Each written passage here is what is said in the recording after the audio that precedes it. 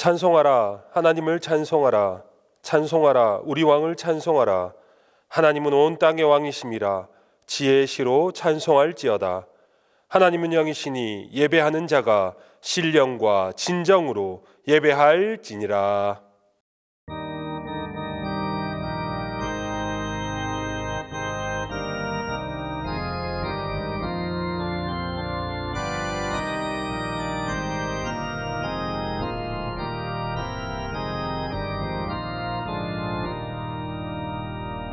면류관 벗어서 주 앞에 들이세 저 천사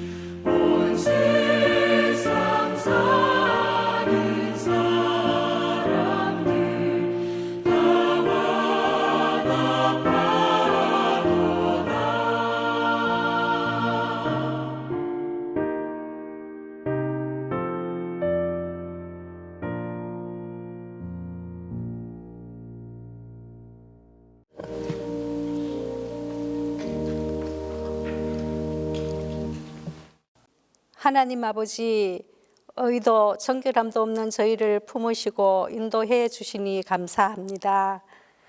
주님 오심을 기다리는 대림절기를 맞이하여 법과 도덕이 무너지며 편향적인 정치와 인격 모욕 등으로 많은 사람들이 분노가 쌓이고 혼란이 더하기에 다툼과 분열에서 구원하실 평화의 주님을 간절히 기다립니다.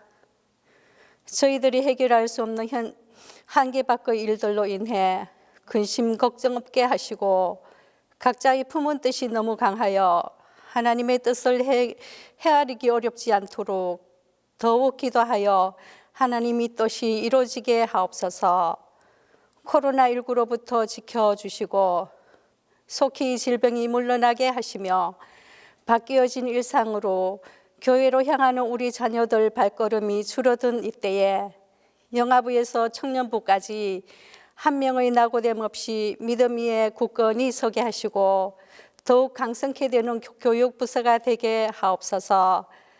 전염병 생활 방역에 힘쓰듯이 영적 생활 방역에 더욱 힘을 쓰게 하사 기독교를 견제하는 사회주의 세력과 하나님의 창조 질서를 어지럽히는 성소수자들의 세력을 물리쳐 주옵소서.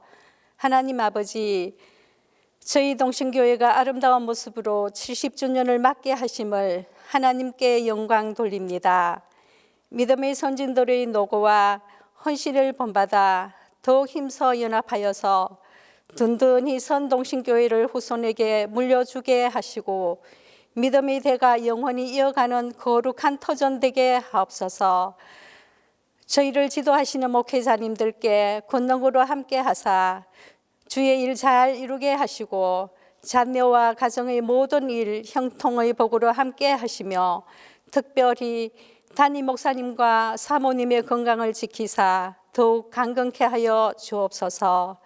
이 시간 말씀 주실 목사님께 성령으로 함께 하시고 은혜 충만케 하옵소서. 예수님 이름으로 기도드립니다. 아멘.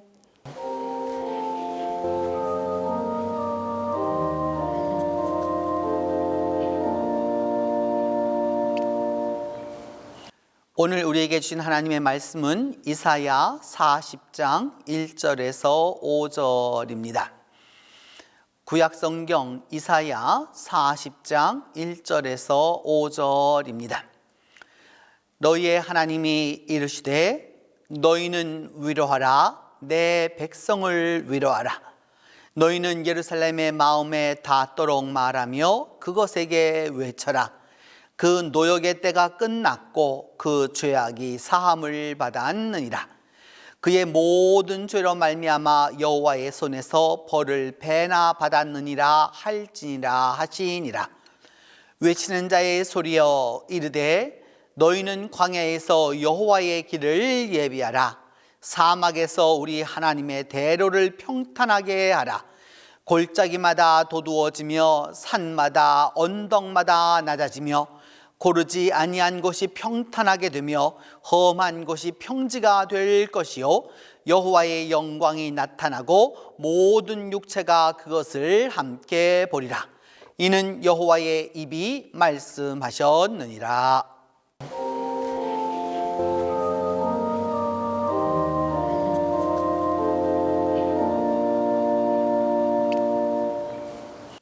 (2021년) 대림 스페셜 첫 번째 시간입니다.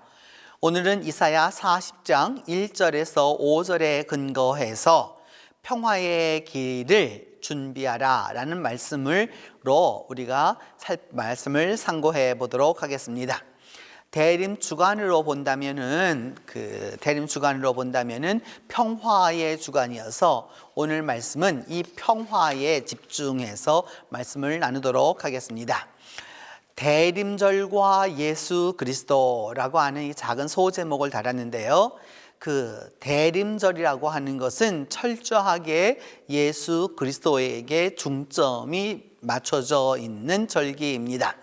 물론 우리 그 교회력에 있어서 모든 절기가 다 중요하지만 이 대림절은 특별히 예수 그리스도를 소망하고 또 그 예수 그리스도는 평강의 왕으로 오실 거고 또 그래서 우리에게 기쁨을 주실 거고 또한 그러므로 말미암아 우리가 그 사랑을 다 알게 되는 하나님의 사랑을 알게 되는 바로 그런 절기가 대림절입니다. 그래서 대림절은 영어로 어드벤트라고 말하고 라틴어로 말하면 아드벤투스 하면은 주님께서 오신다라고 하는 말에서 출발했습니다. 흔히들 대림절을 일컬어서 대강절이라, 이게 뭐냐면 주께서 강림 내려오시는 것에 대하여서 기다리는 절기라고도 말하고요, 또는 그냥 강림절이라고도 하는데 이제는 대체적으로 대림절이라고 많이 부르고 있고 성탄절 그 4주간 동안을 의미합니다. 이 가운데서 4주간 동안 우리는 예수 그리스도의 오심에 대한 구약의 예언과 2000년 전 예수님의 그 탄생과 그 기사들과 또 마지막 날 다시 오실 그 주님에 대한 소망을 기다리게 되는 바로 이런 절기를 지나게 되었습니다. 그래서 우리가 이때에 기억해야 할 그 첫 번째 일은 베들레헴의 어린아이의 몸으로 태어나신 주님을 기억하는 것입니다.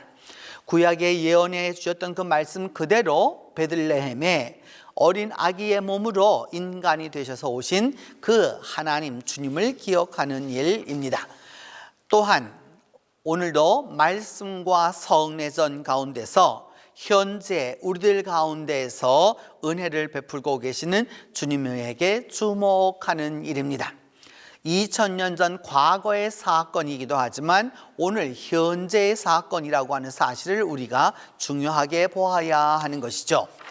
또 더불어서 이 세상이 끝나게 될 때 영광의 주님으로 오실 그 주님을 기대하는 일이기도 합니다. 미래적인 바로 그것이죠. 그렇기 때문에 이 대림절에는 과거와 현재와 또 그리고 미래가 함께하는 바로 그런 절기라고 할 수 있습니다. 이 대림절 신앙의 특징을 몇 가지 볼 필요가 있겠는데요. 그 예수 그리스도의 모습이 어둠 속에서 비추어지고 있는 그 예수 그리스도의 탄생의 모습을 보면서 우리는 이것을 기억해 두어야 합니다. 그 첫 번째는 뭐냐 하면 교회력은 이제 이미 새해가 시작되었습니다. 그 해를 대림절로 시작하기 때문입니다. 그래서 그 한 해의 시작이 바로 대림절에 있기 때문에 교회력은 바로 그런 부분에서 이제 2021년이 되었다라고 말씀드릴 수 있습니다. 예전색은 여러분이 지금 화면에 보시는 대로 이렇게 청색인데 왜 이런 청남색을 쓰게 되었느냐, 새벽 하늘의 그 푸르름을 상징하기 때문입니다. 곧 그 어두운 밤이 깊어서 이제 주님이 막 오실 해가 뜨기 바로 그 직전에 바로 그런 모습을 말씀하기 때문에 이 청색을 씁니다. 주로 북구라파 지역에서 많이 이 색을 사용하고 남구라파 지역에서는 보라색을, 왕권을 상징하는 보라색을, 또 북구라파 지역에서는 기다림을 상징하는 이 청색을 써서 대림절의 색깔은 이 두 가지 가운데 두 가지라고 할 수 있습니다. 우리는 그 가운데서 청색을 사용합니다. 또한 이 대림절의 신학적인 특징이라고 하는 것은 여러분, 우리는 그리스도의 오심을 기다리는 계절이지만 그리스도께서는 이 우주보다도 광대하신 그 부분이 아주 지극히 작은 베들레헴의 어린아이의 몸으로 들어가야 하는 그 겸손의 시기라고 하는 사실이죠. 작은 것이 큰 것으로 갈 때는 일이 쉽습니다. 그러나 큰 것이 작은 것으로 들어올 때에는 여러 가지 어려움이 있게 되는 것이죠. 바로 그런 부분에서 대림절은 바로 예수 그리스도가 아이가 되는, 그래서 그 아이의 몸으로 들어가게 되는 겸손의 시기다라고 하는 것을 알 수 있습니다. 세 번째로 대림절은 그리스도의 그 겸비함 속에서, 낮아짐 속에서 우리가 무엇을 배워야 하느냐, 새로운 지혜를 얻어야 하는 시기다라고 하는 사실입니다. 낮아짐, 겸손함, 그것이 비천하게 되는 것이 아니라 도리어 그 낮아짐을 통하여서 하나님을 바로 알게 되고 또 그 겸비함을 통해서 하나님께 더욱더 가까이 가게 되는 그 지혜를 깨닫는 시기이기 때문입니다.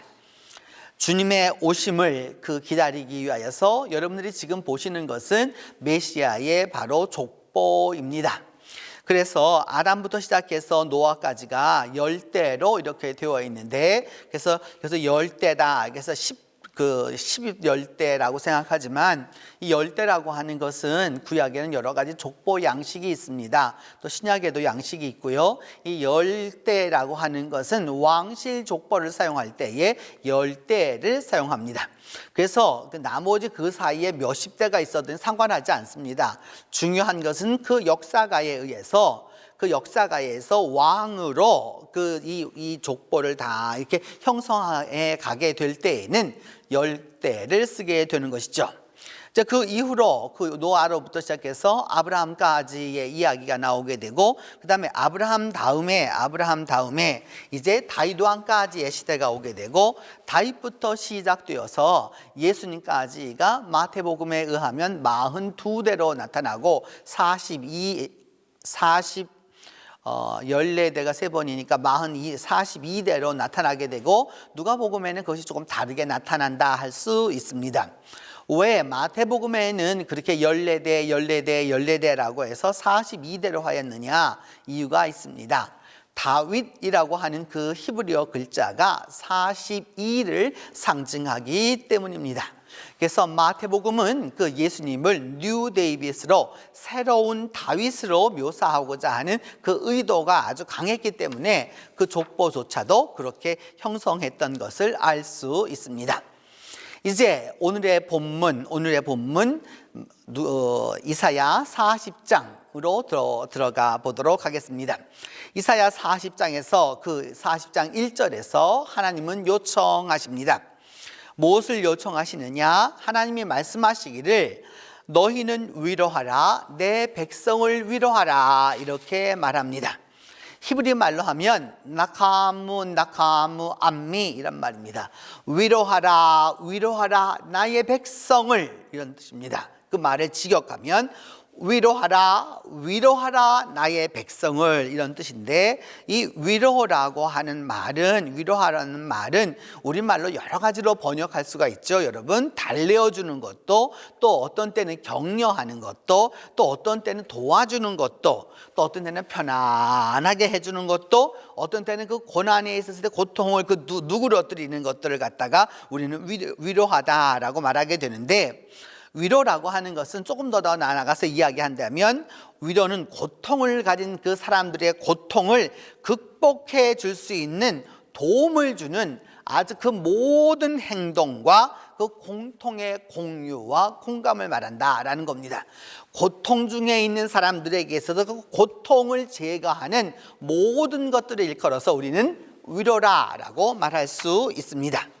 이 위로라고 하는 것을 또 한자로 풀어보아도 여러분 어떤 뜻이 있느냐 하면은 위로라고 하는 그 위자라고 하는 것을 보면 이렇게 그 지포자가 있고 보일시자가 있고 마을촌자가 있고 마음심자가 있고 이런 말들이 있는 게 보이죠. 그다음에 노라고 하는 것은 이게 불화자 두 변에 이렇게 집가자가 있고 불이 또 이렇게 있어서 그다음에 힘역자까지 이렇게 들어가게 되는 이제 그런 모습으로 나타나는데 이 말의 우리 한국어의 뜻은 무엇이냐? 어떤 수고로운 일을 감당해야 되는 사람, 또 상을 당한 사람, 또 그렇게 어려움을 당한 사람에게 따뜻하게 대하여 줌으로써 그 괴로움과 슬픔을 잊게 만들어 주는 것을 말하는 것이죠. 이와 같이 함으로 말미암아 위로라고 하는 것은 바로 그런 의미가 있습니다.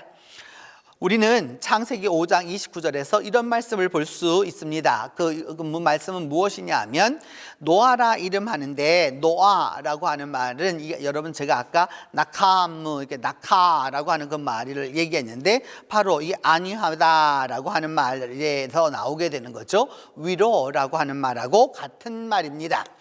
그 다음에 창세기 6장 6절에도 보면 하나님이 사람 지으셨음을 한탄하셨다라고 말씀하셨는데, 그 한탄이라는 말이 바로 이 낙함이라고 하는 단어입니다.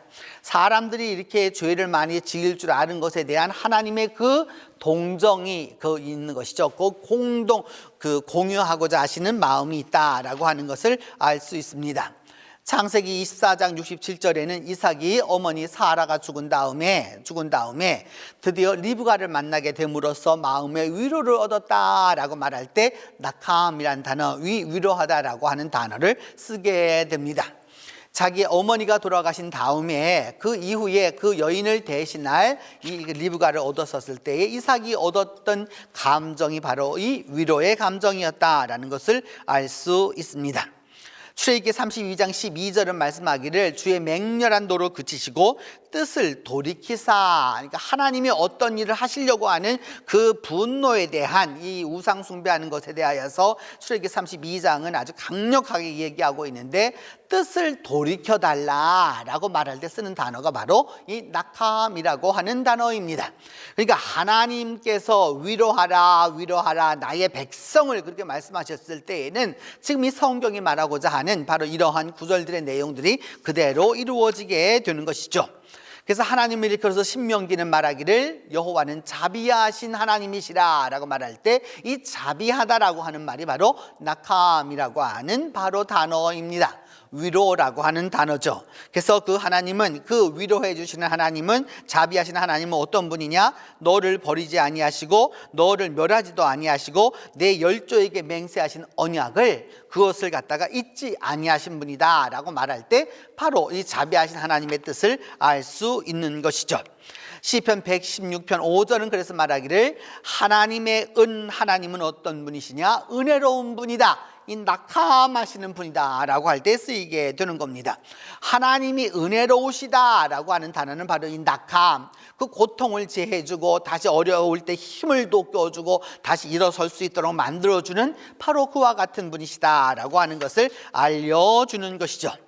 이사야 49장 13절은 말씀합니다. 여호와가 그 백성을 낙함하였은즉 그 고난당할 자를 긍휼히 여길 것이다 라고 말합니다. 하나님이 낙함, 위로해 주셨기 때문에 그 고난당한 자를 어떻게 주어야 되느냐? 낙함해 주어야 하는 것이죠. 긍휼히 여겨야 해야 한다라고 말씀하게 되는 것입니다. 에베소 2장 4절에도 역시 말씀하기를, 하나님을 표현하기를 긍휼에 풍성하신 하나님이라고 말했는데 이 낙함에 풍성하신 하나님이라고 말씀을 하고 있는 것이죠. 하나님과 연관되어서 지속적으로 말씀하시는 것은 바로 이 낙함, 위로입니다. 그렇기 때문에 위로라고 하는 것은 어떤 것이냐? 위로는 하늘로부터 우리에게 주어지는 것입니다. 그리고 믿음을 가졌었을 때 그 신앙의 신비로만이 온전히 그것을 다 이해할 수 있는 것이죠. 그러니까 위로라고 하는 것은 하나님 안에서 주어지고 하나님을 통해서 깨닫게 되고 하나님과 함께 완성되어 가는 것이다 라고 할 수 있습니다. 바로 이 일이 대림절에 이 평화의 왕으로 오시는 예수 그리스도를 향하여서 처음으로 그 백성들에게 주어지는 말씀은 바로 이 위로입니다. 그래서 위로라고 하는 것은 하나님을 따라가면서 말씀을 순종하고 기다리는 그 이들이 누리는 기쁨을 일컬어서 위로라고 할 수 있습니다. 바로 이 위로와 연관해서 대림절은 어둡고 메마른 그 인생의 광야에서 구세주의 오심을 믿고 그 구세주의 오심을 기다리고 또 그 구세주의 다스리심을 기대하면서 소망을 얻는 절기이기 때문에 오늘 본문은 말하기를 그 처음에 위로하라 나의 백성을 낙함 암미라고 이렇게 이야기했던 것이죠. 그래서 요즘 말로 표현해 본다면 여러분 이런 것이죠. 위로라고 하는 것은 하나님이 쓰담쓰담 이렇게 해주시는 거죠. 그리고 하나님이 괜찮아 라고 말하는 것이죠. 여러분, 사람은 다른 데서 감동을 얻는 것이 아니라 그 사람과의 논리 여러 가지로 중요한 부분이 있겠지만 어쨌든 먼저 쓰다듬어주고 안아주는 것입니다. 그리고는 뭐 하는 거죠, 여러분? 괜찮아 라고 그렇게 이야기하는 것이죠. 그것이 바로 위로의 첫 번째이고 또한 마지막이다 라고 할 수 있습니다. 그래서 이제 좀 잠깐 멈춰도 돼, 잠깐 쉬어도 되고, 그러다 큰일 나지 않아, 지금까지 고생 많았어, 그러니까 이제 잠시 동안 좀 쉬어도 돼 라고 이야기할 수 있어야 하는 것이죠.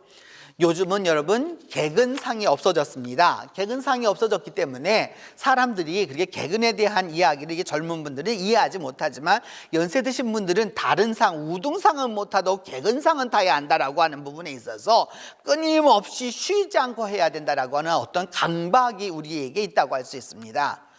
위로는 강박을 말하지 않습니다. 괜찮아, 괜찮아, 이제라도 잠깐 쉬어도 돼 라고 말할 수 있는 것이 바로 진정한 위로라고 할 수 있습니다. 하나님은 이렇게 백성을 위로하라고 하시면서 무엇 때문에 그렇게 위로를 하라고 말씀하시느냐 말씀하죠. 너희는 예루살렘의 마음에 닿도록 가서 말을 하라라는 겁니다. 그래서 내 백성을 위로하라라고 하는 그것도 끝나는 게 아니라 그 백성들이 살고 있는 그 예루살렘에 가서 백성들의 마음에 그것이 응하도록, 마음에 닿도록 그것을 외치라고 말하는 겁니다. 그 외침은 무엇이냐? 이제 그 노역의 때가 끝났다는 겁니다. 이제 이 감옥살이는 끝이 났다. 이 고생은 끝이 났다. 이 고난은 끝이 났다. 이제 모든 것은 다 끝났다. 왜냐하면 죄악이 사함을 얻었기 때문입니다.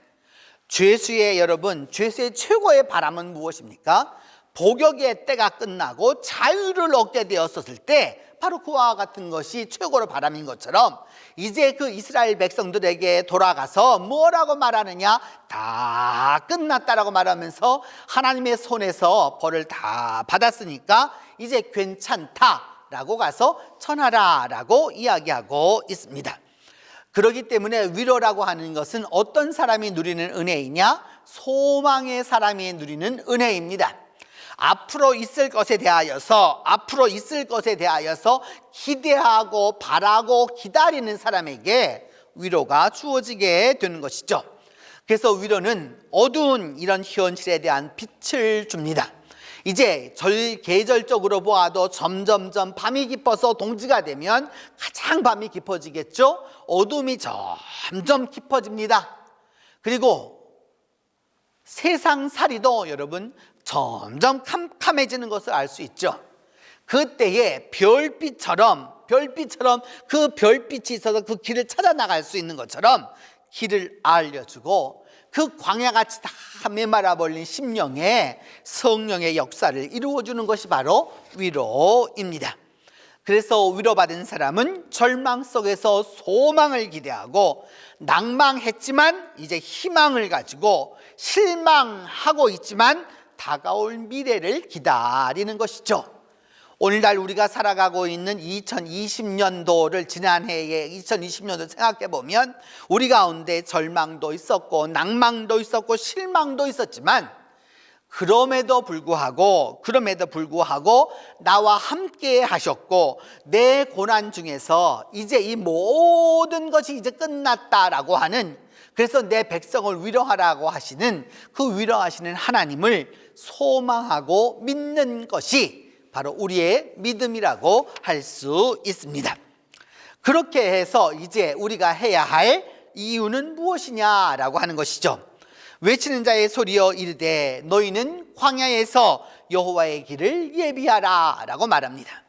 돌아가는 그 길이 이스라엘 백성이 가는 길이기도 하지만 하나님께서 가시는 길이기 때문에 그 길을 예비하는 겁니다. 사막에서 하나님의 대로를 평탄케 하라 라고 이렇게 말합니다.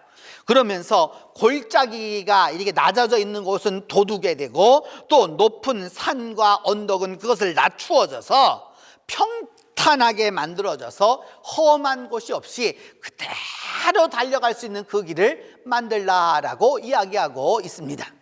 하나님을 바로 믿고 하나님의 음성을 듣고 하나님께서 나아가야 하는 그 이유는 우리가 하나님께 위로를 받았다면, 그리고 그 위로에 대한 소식을 들었고 이제 그 모든 것이 끝났기 때문에 하나님이 오실 그 길을 준비해야 하는 것이죠.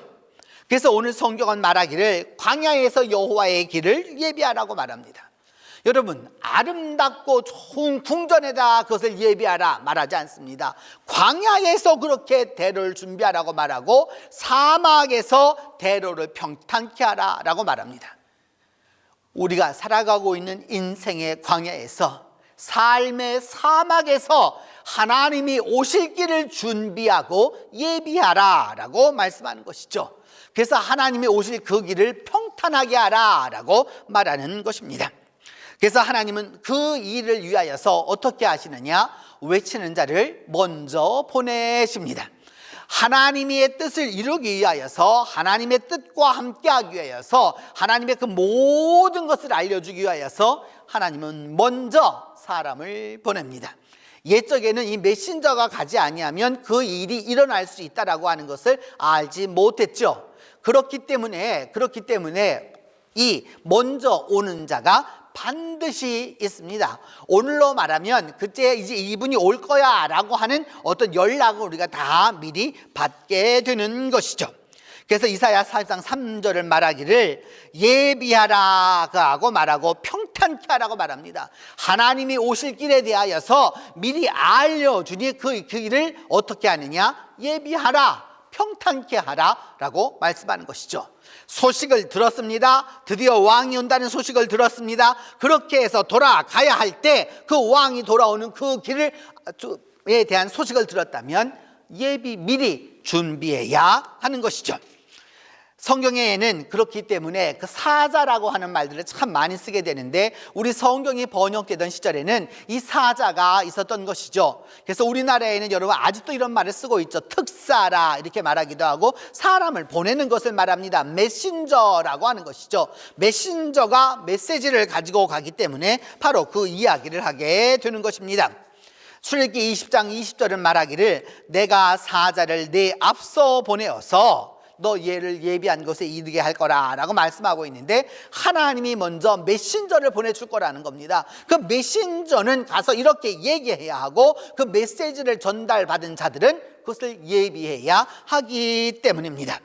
출애굽기 23장 23절은 말하기를 그래서 결국은 내 사자가 내 앞서 갈 거라라고 모세에게 이제 말씀하시는 바로 그 장면이 나타나고 있습니다.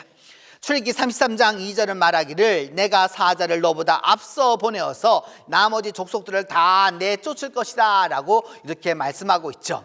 하나님의 사자가 먼저 옵니다. 그래서 하나님이 오실 길에 대하여서 소식을 전해줍니다. 그리고 그 소식이라고 하는 것은 위로함을 받아서 이제 힘을 얻어서 하나님의 길을 준비하게 하는 것이다 라고 할 수 있는 것이죠. 그래서 출애굽기 32장 33절은 말하기를 내 백성을 내가 가서 이제 인도해라. 왜냐? 내 사자가 내 앞서 먼저 가고 있기 때문이다 라고 하나님은 말씀하고 계시는 것이죠.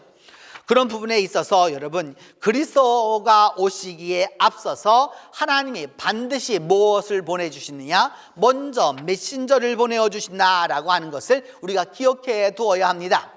말라기 3장 1절은 말하기를 내 사자를 보낼 것이다. 그래서 내 앞에서 길을 준비할 것이다 라고 말합니다. 말라기라고 하는 말이, 이 말 자체가 내 메신저라고 하는 뜻이죠. My messenger라고 하는 말을 히브리어로 뭐라고 말하느냐? 말라키라고 말하고 하는 것이죠. 하나님이 먼저 보내어주는 그 메신저의 음성을 들어야 하는 것이죠. 우리도 2020년 동안을 이렇게 살아오면서 또 2021년도를 맞아가면서 여러분, 우리가 놓쳤던 것이 뭡니까? 이제까지 수많은 메신저가 오지 않았습니까? 수많은 메신저들이 이야기했어요. 메시지를 다 이야기했어요. 이렇게 인간이 자연을 함부로 사용하면 안 되고, 이렇게 함부로 남에게서도 안 되고, 함부로 이렇게 해서도 안 되고, 이와 같이 그 동물들을 집단으로 그렇게 동물의 그 동물권이 있는 것처럼 생명에 대한 존중함이 있어서 없어서는 안 된다라고 수많은 메신저들을 보내어 주었습니다. 그렇게 해서 하나님의 은총을 알려주었죠. 영어로 말하면 그린 그레이스를 알려주었죠. 녹색 은총을 알려주었음에도 불구하고 준비하지 않았기 때문이었던 거죠. 그래서 하나님은 말씀합니다. 내 사자를 먼저 보내노니 그것을 준비하라 라고 말씀하는 거죠. 마태복음 11장 10절에서는 그렇기 때문에 바로 이 구절을 그대로 이용해서 내 사자를 내 앞서 보내노니 그가 내 길을 내 앞에 준비할 것이다 라고 이렇게 말씀하고 있는 것이죠. 누가복음 1장 10절은 말씀합니다. 누가복음 1장 10절은 말씀하기를 엘리야의 심령과 능력으로 주 앞에 먼저 와서 아버지의 마음을 거스르는 자를 또 의인의 슬기에 돌아오게 하고 주를 위하여 세운 백성을 준비하리라 이렇게 말씀하고 있습니다. 분명코 하나님을 위하여서 세운 이 백성들을 위해서 준비해주는 그 일이 주님 앞서서 오는 자가 있을 것이다 라고 이야기하고 있습니다. 바로 누가복음 7장 27절은 바로 그렇기 때문에 말라기 3장 1절에 말했던 대로 내 사자를 먼저 내 앞서 보낸다라고 하는 말씀이 여기에서 응하게 되었다라고 말씀하고 있는 것이죠. 요한복음 1장 23절은 그렇기 때문에 오늘 본문 그대로 이사야의 말 그대로 주의 길을 걷게 하라, 주의 길을 평탄케 하라, 광야에 외치는 자의 소리라 라고 하는 말씀을 그대로 요한복음은 인용하고 있는 것이죠.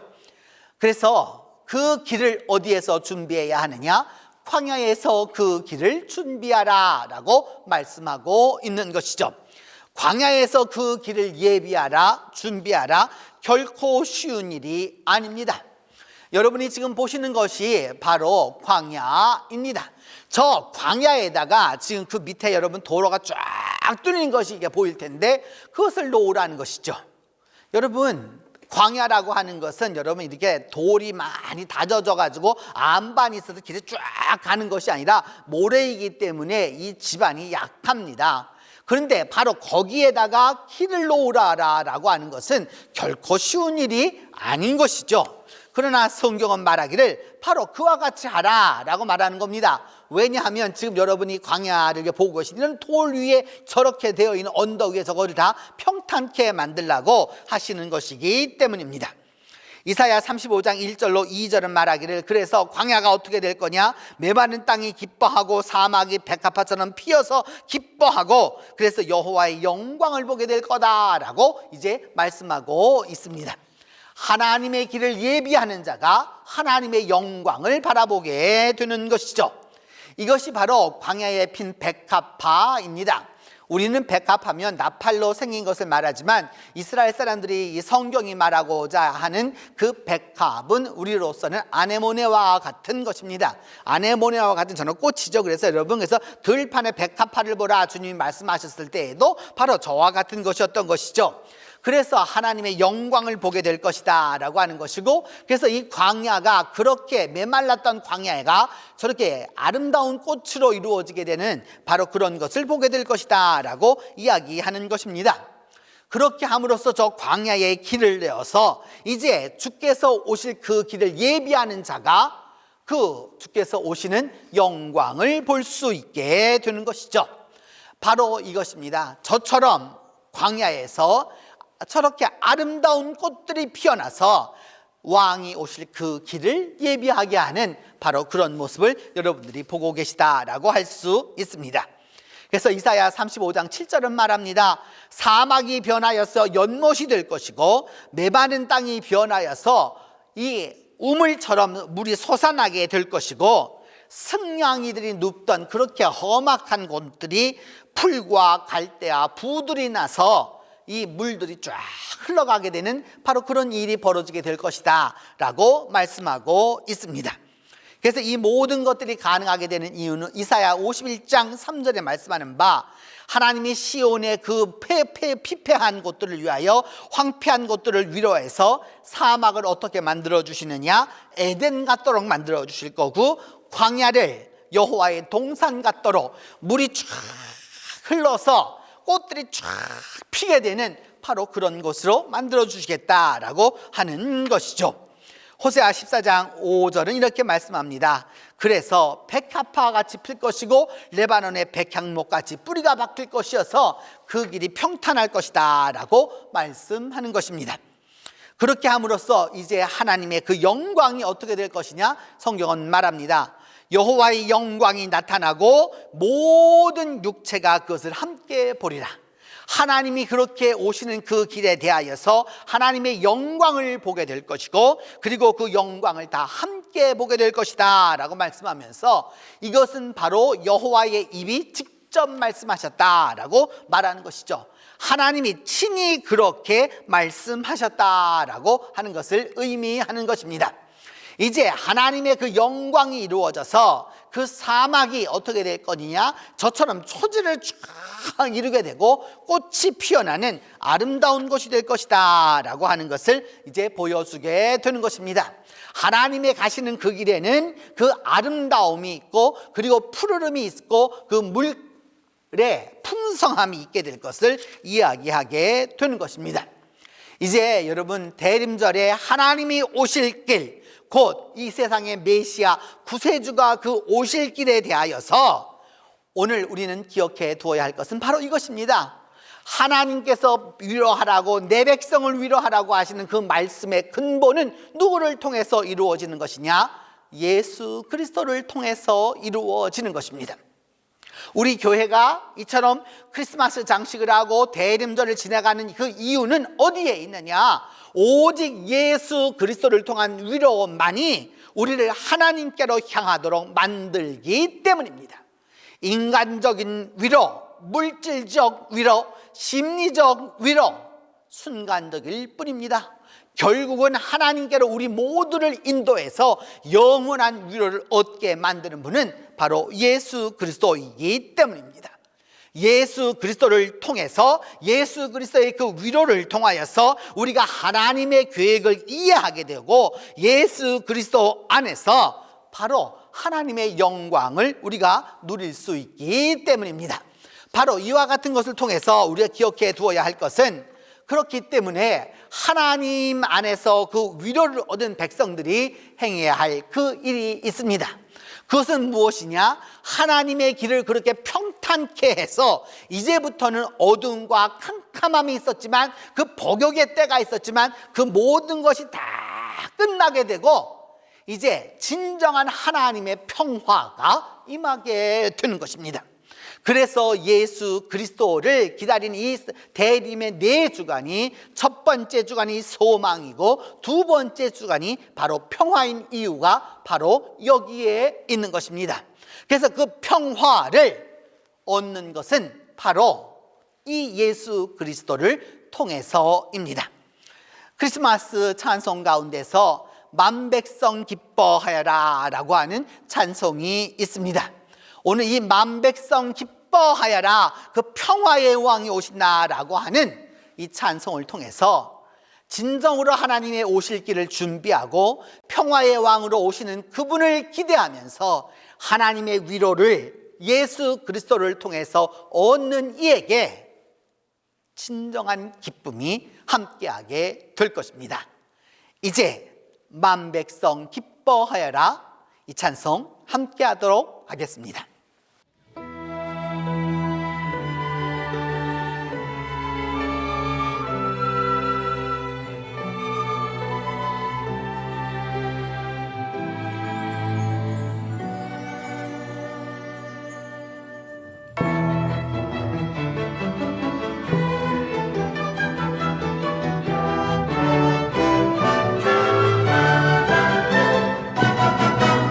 백성 기뻐하여